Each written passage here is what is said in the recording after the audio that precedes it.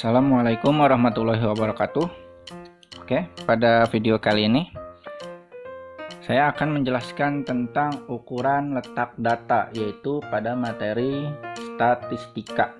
Ya, kalau video sebelumnya saya sudah menjelaskan tentang ukuran pemusatan data baik mean, median atau dan modus. Nah, sekarang masuk ke ukuran letak data. Nah, ukuran letak data itu yang pertama ada yang disebut dengan kuartil ya.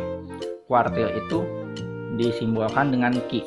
Nah, kuartil itu mempunyai ada tiga ya yang disebut. Yang pertama itu kuartil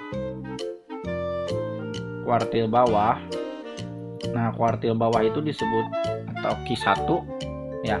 Yang kedua itu ada kuartil tengah atau biasa disebut dengan Q2, dan yang ketiga itu disebut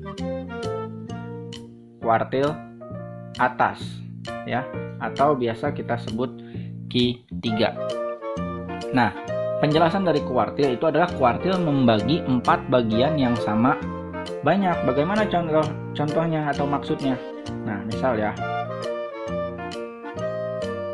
ada sebuah data dalam garis bilangan ya.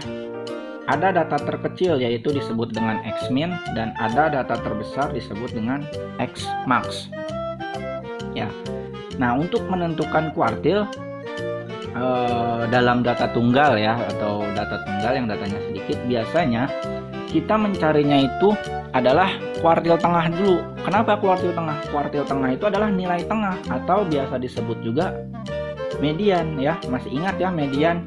Berarti cara mencari kuartil tengah itu sama saja dengan cara mencari median, yaitu membagi dua bagian data yang sama banyak. Nah, misal kita ambil di sini adalah Q2 ya, Q2 atau ME, median. Nah, selanjutnya ketika kita sudah mendapatkan Q2 dan Q2, kita akan mencari Q1 dan Q3. Nah, Q1 itu adalah nilai tengah antara X-min dan Q2 ya. Berarti ada di sini nih Q1-nya. Nah, sementara Q3-nya adalah nilai tengah antara Q2 dan X-max. Nah, di sini adalah Q3 ya. Jadi Q1 itu adalah nilai tengah antara X-min dan nilai tengah. Q2 adalah nilai tengah antara X-min dan X-max, dan Q3 adalah nilai tengah antara Q2 dan X-max. Nah, oke. Nah, dalam kuartil juga ada yang disebut dengan kuartil data tunggal dan kuartil data berkelompok. Dalam video ini saya akan menjelaskan tentang kuartil data tunggalnya saja ya. Jadi kuartil data berkelompoknya dalam video yang berbeda. Oke. Kuartil data tunggal. Kuartil ya. Ketika kita sudah mendapatkan apa sih maksud dari kuartil Q1, Q2, dan Q3, dan bagaimana maksudnya, penjelasannya sudah dijelaskan ya. Nah, kita baru bisa masuk ke data tunggal dan ke bagian contoh soalnya. Contoh. Misal ya, ada nilai 1, 5, 6, 3, 8, 9, dan 10. Ya, ini contoh satu ya. Contoh satu. Nah, cari atau tentukan Q1, Q2, dan Q3-nya. Bagaimana cara menentukannya? Oke, jawab ya. Langkah pertama, kita urutkan dulu dari data terkecil sampai data terbesar. Ya, nilai terkecil sampai nilai terbesar. Oke, sini ya jawabnya ya, agar lebih leluasa. Dari angka 1, 5, 6, 3, 8, 9, dan 10 kita urutkan ya. Data terkecilnya 1, selanjutnya 3, selanjutnya 5, selanjutnya 6, selanjutnya 8, selanjutnya 9, selanjutnya 10. Ada berapa ini datanya? 1, 2, 3, 4, 5, 6, 7. 1, 2, 3, 4, 5, 6, 7. Oke, pas ya, jadi tidak ada yang tertinggal. Nah, ketika datanya sudah diurutkan dari yang terkecil sampai yang terbesar, cari Q2-nya ya. Q2 itu adalah nilai tengah. ya. Cari Q2. Cari Q2. Cari Q2. Urutkan data ya. Yang pertama urutkan data, yang kedua cari Q2. Q2 itu adalah nilai tengah. Jadi kalau misalnya kita sudah mengurutkan, ini kan kebetulan n-nya ganjil ya. Di sini ada 3 angka, di sini ada 3 angka. Nah, kita sudah dapat nih tengah-tengahnya nih. Q2-nya yaitu 6. Ya. Nah, selanjutnya kita cari Q1. Nah, Q1 kan tadi adalah nilai tengah antara data terkecil sampai Q2 kan. Nah, yang kita ambil sini. Ya, sampai sebelum Q2-nya. Di antara 1, 3, dan 5. Nilai tengahnya yang mana? 3 ya. Nah, maka Q1-nya adalah 3. Sementara Q3-nya adalah bagian sini ya. Setelah Q2 sampai X max 8, 9, 10. Nilai tengahnya yang mana?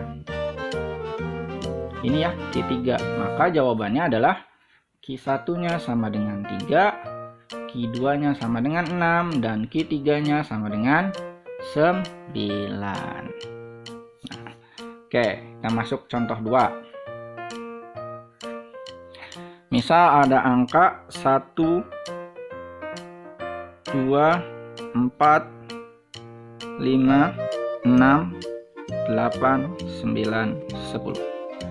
Ada berapa ini datanya? 1, 2, 3, 4, 5, 6, 7, 8. Ada 8 ya. Nah, kalau tadi jumlah datanya ganjil, sekarang jumlah datanya genap. Oke, sama. Cari Q1, Q2, Q3-nya. Bagaimana kalau misalnya n-nya genap? Oke, kita sama ya, cari Q2-nya terlebih dahulu. Ya, cari Q2-nya terlebih dahulu. Kan ini kan datanya sudah diurutkan, kita langsung cari Q2-nya, bagi dua bagian data yang sama banyak. Nah, kita urutkan ya, di sini kita ambil 3, di sini kita ambil 3. Nah, tengah-tengahnya kan masih tersisa 5 dan 6 ya, ada 2 angka. Kalau misal tengah-tengahnya ada 2 angka, berarti Q2-nya ada di tengah-tengah 5 dan 6 kan? Berarti 5 ditambah 6 yaitu 11 dibagi 2 sama dengan 5,5 ya. Nah, berarti ini adalah Q2 ya. Q2-nya 5,5. Nah, sekarang ininya berapa? Q1-nya. Q1-nya itu adalah nilai tengah dari X min sampai Q2. Nah, ini ya. Karena nilai tengahnya 5 itu nilai tengahnya bukan pas di 5, maka 5 itu masuk ke bagian perhitungan untuk menentukan Q1. 1, 2, 4, 5. Tengah-tengahnya ada berapa?